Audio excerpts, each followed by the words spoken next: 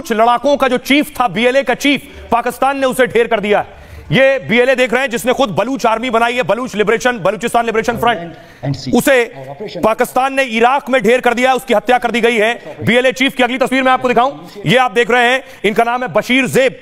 बशीर ज़ेब ही BLA के chief थे, Iraq में छिपे हुए थे और इनकी हत्या की खबर मिल रही है, उन्हें वहां मार दिया गया है। यानी पाकिस्तान शिद्दत से ज़ेब को तलाश रहा था, यह बशीर ज़ेब, इनको ढूंढ रहा था और इनका मर्डर कर दिया गया है। ट्रेन हाईजैक करने वाली बलूच आर्मी के लिए बहुत बड़ा झटका है। Baloch liberation army chief Bashir ज़ेब की हत्या हो गई है। बशीर ज़ेब की इराक में गोली मारकर हत्या कर दी गई है। 2 दिन पहले ही बशीर ज़ेब ने हत्या की आशंका जताई थी, इन्होंने कहा था कि मेरी हत्या हो सकती है, बिना किसी को पता चले ही मुझे मार दिया जाएगा। बशीर जहां छिपे थे वहीं उन्हें गोली मार दी गई है। ज़ेब को 2018 में बीएलए की कमान सौंपी गई थी और पिछले 7 साल में बलूच लिबरेशन आर्मी बेहद ताकतवर हो गई है। बशीर ज़ेब के पिता बलूचिस्तान के एक मशहूर डॉक्टर है। खुद बशीर ज़ेब ने इंजीनियरिंग की पढ़ाई की हुई है। बीएलए चीफ बनने के बाद ज़ेब ने आत्मघाती हमलावर तैयार किए और जिसमें खासतौर पर बलूच महिलाओं को शामिल किया गया। ये महिलाएं बुर्के के नीचे बम से लैस जैकेट पहनकर हमलों को अंजाम देती थी। बलूच लिबरेशन आर्मी ने पाक के साथ चीनी सैनिकों को भी निशाना बनाया। बीएलए के तालिबानी सेना से भी बहुत करीबी संबंध है और पाक सेना बलूचिस्तान में बीएलए के सामने बेहद कमजोर दिखती है। बशीर ज़ेब की उम्र आपको बताऊं 40 साल के आसपास थी। ज़ेब मध्यम वर्गीय परिवार से ताल्लुक रखते हैं और आजादी की लड़ाई के मकसद से बीएलए से जुड़े थे। बलूचिस्तान को आजाद कराना इनका मकसद था। हाल में पाक सेना बीएलए से लगातार मात खा रही थी और बशीर ज़ेब की हत्या की खबर पाकिस्तान के लिए बड़ी खबर और पाकिस्तानी फौज के लिए राहत की खबर है। बशीर ज़ेब ने 2 दिन पहले ही बयान जारी किया था, उन्हें अपनी हत्या का शक था। सुनिए जरा बीएलए चीफ मौत से पहले क्या कह रहे थे। हमारी जंग पाकिस्तान में बड़ा असर करेगी। इसके बाद पंजाब, फैसलाबाद, लाहौर, इस्लामाबाद के आम लोग घरों से बाहर आएंगे, पाकिस्तानी सैनिकों के खिलाफ निकलेंगे, पाक सैनिकों का कॉलर पकड़ेंगे, पाकिस्तान सैनिकों को बलूचिस्तान से बाहर निकालने की कोशिश करेंगे। पाकिस्तानी समझंत गुशंत की बस के बलूचिस्तान जंग। तो एक तरफ बीएलए पाकिस्तानी सेना को ढेर कर रहा है, दूसरी तरफ कोई अज्ञात शख्स है जो भारत के दुश्मनों को पाकिस्तान में ढेर कर रहा है। यह तस्वीर मैं आपको दिखा रहा हूं, हाफिज सईद पर हमला हो गया है। हाफिज सईद के काफिले पर एक के बाद एक ताबड़तोड़ गोलियों की बारिश हो गई और बगल में आप हाफिज सईद के भतीजे को देख रहे हैं जिसका नाम है अबू कताल। अबू कताल की भी हत्या हो गई है। एक अटैक में हमला हुआ इनके ऊपर, बताया जा रहा है हाफिज सईद पर अटैक हुआ। हाफिज सईद भी उस कार में सवार था और गोलीबारी में हाफिज सईद अस्पताल पहुंच गया है और भतीजा पाताल पहुंच गया है। अगली तस्वीर में आपको दिखाऊं, भतीजे पर आरोप क्या था। भतीजे पर आरोप था ये जो आप रियासी में भारत में एक टेरर अटैक हुआ था और जो भक्त और श्रद्धालु जा रहे थे उन पर यह अटैक हुआ था। ये बस देखिए खाई में जा गिरी थी।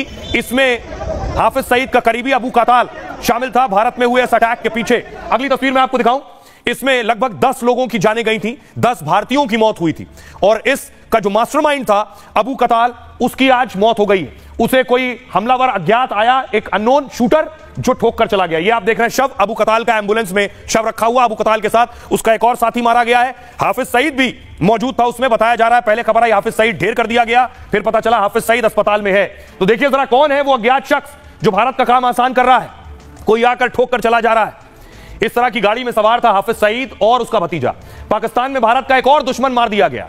मुंबई हमलों के मास्टरमाइंड हाफिज सईद के भतीजे की हत्या हो गई। हाफिज के भतीजे अबू कताल का नाम एनआईए की चार्जशीट में भी शामिल था। लश्कर तैयबा का मोस्ट वांटेड आतंकी था अबू कताल और अबू कताल शनिवार रात पाकिस्तान में मारा गया। पंजाब जिले में अनजान हमलावरों ने गोली मारकर हत्या कर दी। बाइक से आए लोगों ने कताल और उसके साथी की हत्या की। कताल के हमलावरों की पहचान नहीं हो पाई है। कताल अपनी कार से झेलम इलाके से गुजर रहा था, तभी बाइक सवारों ने कार पर गोलियां बरसानी शुरू कर दी और इस हमले में अबू कताल की मौके पर ही मौत हो गई। हमले के वक्त कार में हाफिज सईद भी मौजूद था।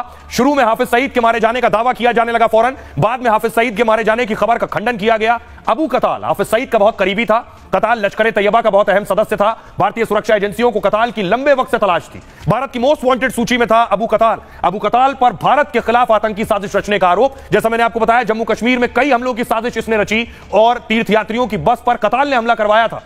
रियासी में शिवखोड़ी मंदिर से लौट रही तीर्थयात्रियों की बस पर यह हमला कराया गया था। तीर्थयात्रियों की बस पर हमले में 10 लोगों की मौत हो गई थी। 2017 के रियासी बम विस्फोट सहित कई हमलों में यह शामिल भी रहा है। आइए अब आपको सुनवाता हूं, सुनिए जरा क्या कुछ कह रहे हैं एसपी वैद, लंबे वक्त तक जम्मू कश्मीर में रहे, और ढिल्लन क्या कह रहे हैं।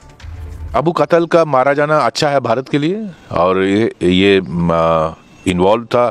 अगर आप याद करें पिछले साल 9 जून को जब प्राइम मिनिस्टर ओथ ले रहे थे, उसी वक्त लगभग उसी वक्त अटैक हुआ था। शिवखोड़ी से जो बस में यात्री आ रहे थे उसमें 12-13 यात्री मारे गए थे और बहुत सारे जख्मी हुए थे।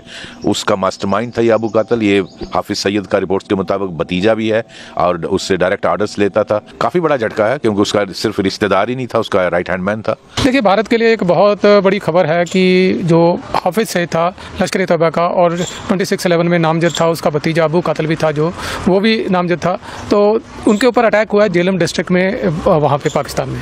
तो अबू कातल के तो मारे जाने की पुष्टि हो चुकी है, हाफिज सईद उनके साथ था और इंजर्ड होने तक की पुष्टि है और कई जगह अनकन्फर्म्ड सोर्सेज से तो ये रिपोर्ट आ रही है कि वो भी शायद मारे गया है। तो हमारे लिए एक सिरदर्द खत्म हुआ है क्योंकि ऐसे लोग मेन ऑर्गेनाइजर थे टेरर के और धीरे धीरे ये टेरर का कार्ड है पाकिस्तान के ऊपर उल्टा पड़ रहा है और भारत के लिए अच्छी बात है।